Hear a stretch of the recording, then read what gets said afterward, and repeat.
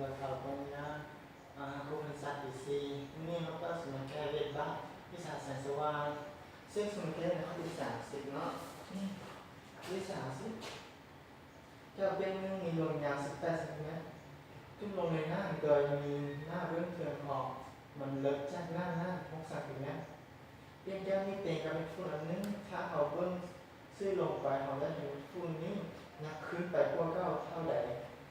มันแก้จะป้องกันนะตอนนี้เราต้องพูดนะตอนสิบวันนี้นะเนาะนี่คือแก้วนี่สมมติเป็นแก้วนะซึ่งมีฝุ่นเต็มนี่แล้วก็มีความหนาประมาณแล้วก็มีตาลูกซี่ลงมา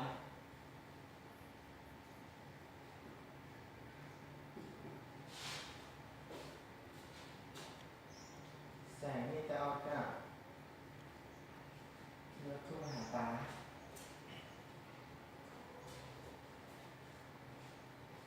แล้วก็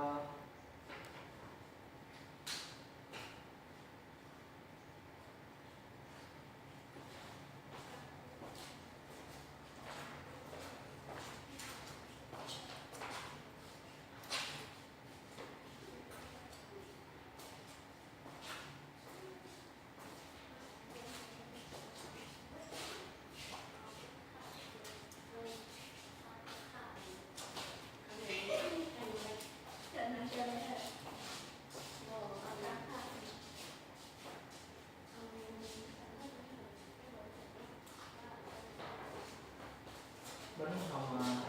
อะไรนะความหนาอีกแก้ววันนี้เราเอสนี่แล้วก็ระยะห่างจากหน้าแก้วหนาเราเป็น2วันนี้มาสั่งเกลึงตัวนี้มันจะมี3 เป็นล้อคือแก้วหน้าแล้วก็แก้วถ้ามีมาเป็นล้อแก้วแล้วก็หน้าเนาะถ้าตัวนี้จะสังเกตมันเป็นฝุ่นตีพ่นที่อยู่ที่ติดกับหน้าเบื้องลุ่มของแก้วตัวนี้นะของเป็นแก้วนี้นะจะสังเกตว่ามีฝุ่นตัวนี้มันจะยื่นขึ้นเมื่อไรอะไรมันอันนี้เป็นเอสเนาะเอสก็เป็นครับแล้วก็จะสังเกตเห็นเลยทูบยื่นขึ้นมาในหน้านี้ถ้าอย่างไรหน้านี้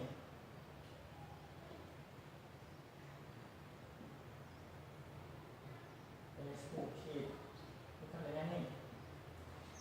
นี่แรง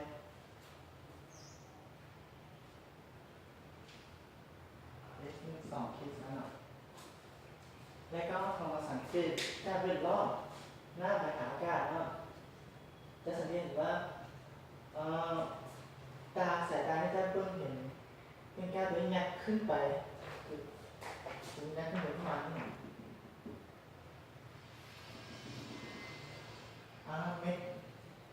เม็ดฝุ่นตัวนี้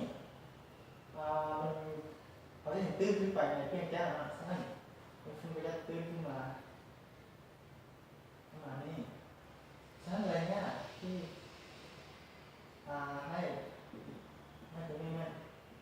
s 2 ขีดส่วนอะไรเนี่ยนี่เป็นอะไรเนี่ยที่โจทย์ต้องซ่อมหาก็คือซ่อมหาว่าแก้ตายแล้วเพิ่งเห็นตัวนี้ตื้นขึ้นเท่าไหร่เนาะให้เป็น x ให้เป็น y เนาะ y ก็อะไรเนี่ย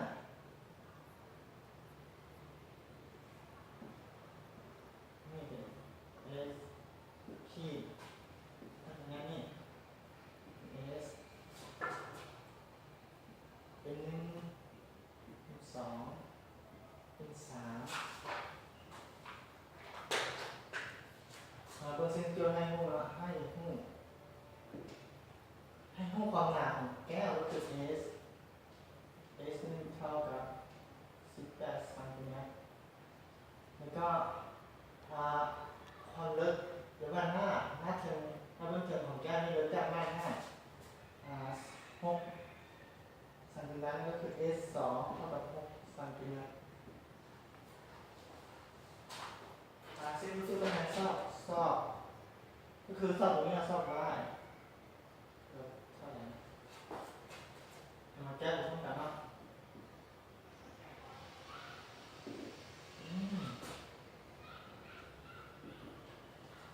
มาเบิ้งว่าตัวนี้เท่ากับ S ลบให้ S ขีด S ลบให้ S ขีด S ซึ่ง S ก็คือเท่ากับ S 1ลบ S 2ลบให้ S ขีดของบวกมาลงไปสมมตินึงวันนี้ทำมาซอดขีดเนาะ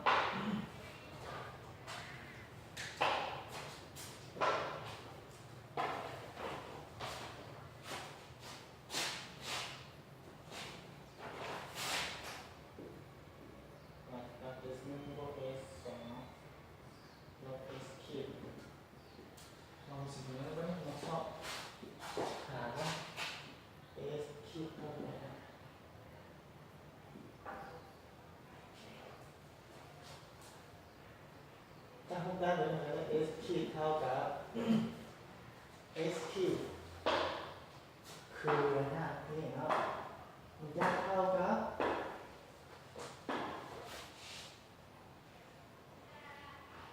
ระยะตรงนี้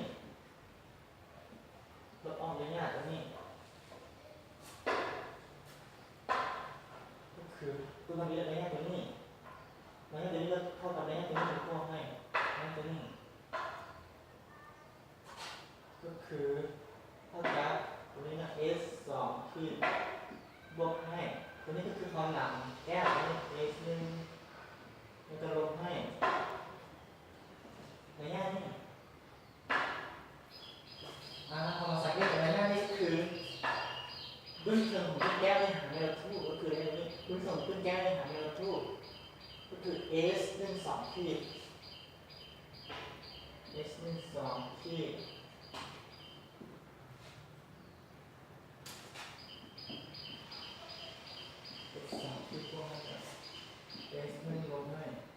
S 1 2ขีดก็คือระยะตัวนี้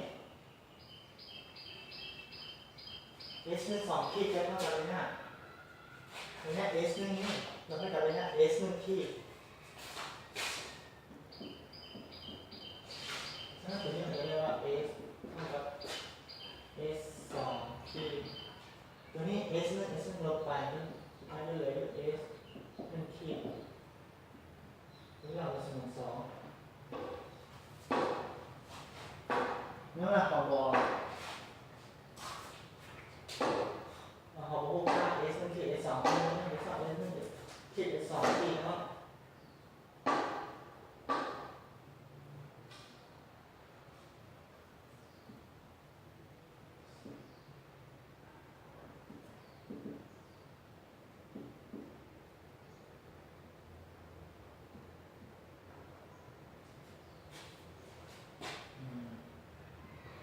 จากเวทร้อนแก้วทานน้ำภาษาอังกฤษคือร้อนแก้วทานน้ำเนาะเราจะได้ว่าเขามีสูตรแล้วก็คือสูตรของเขานะ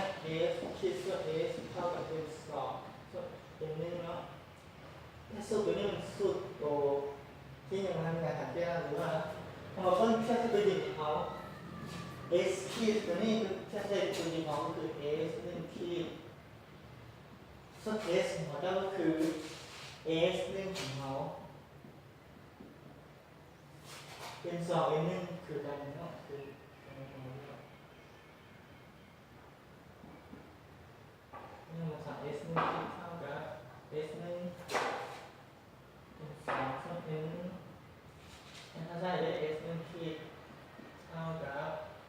S หนึ่งเอาอยู่18 M สอง M สองคือ M ของหน้า M ของหน้าเป็นค่าเท่ากับ C M สาม M หนึ่ง M หนึ่งเป็น M ของแก้วของแก้วเท่ากับ3คูณ2รูปM เกินมาแล้ว18เท่ากับ2คูณ9แล้วก็ตัวนี้ลุ่มถึงคุณเจนเนาะหรือว่านอกคนนอกของไหนเนาะไม่ใช่ครับเก้าเท่ากับ9หมด3ก็16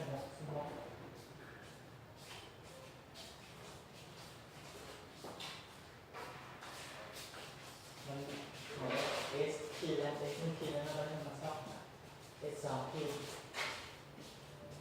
จ้าเรียบร้อย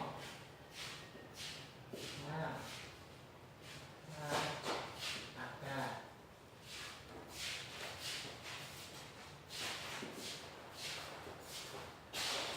มันสร้างสูตรเก้ามาเป็นนี่แล้วเอามาเทียบเส้นปกติของเรา S คิดของเจ้าเจ้าจุดของเขาก็คือของเจ้าหน้าอากาศเนาะก็คือ S 2ขีด S ของเจ้าก็คือ S 2ของเขา N 2ของเจ้าคือ N 3ของเขา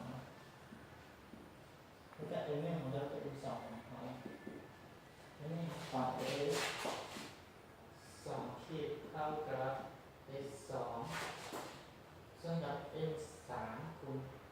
N 2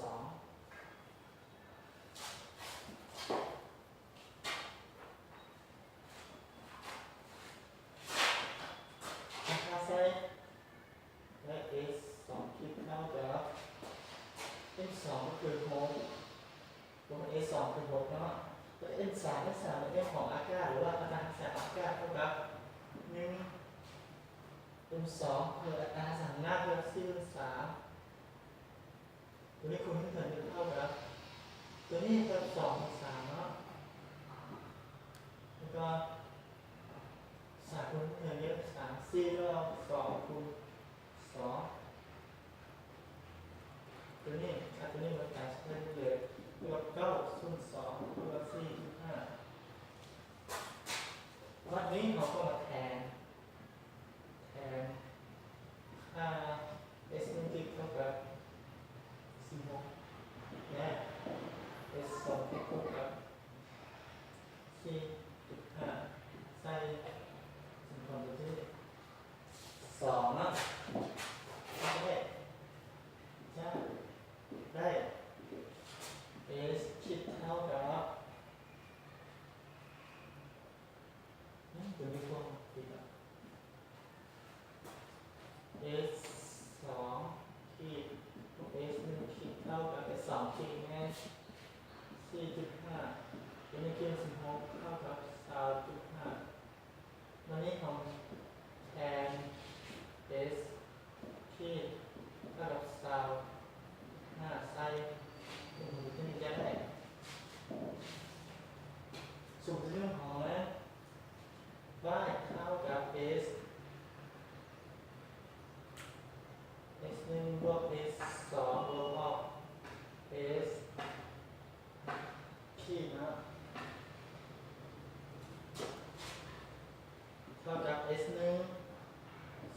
18 S 2 6ลบ S ขีด2.5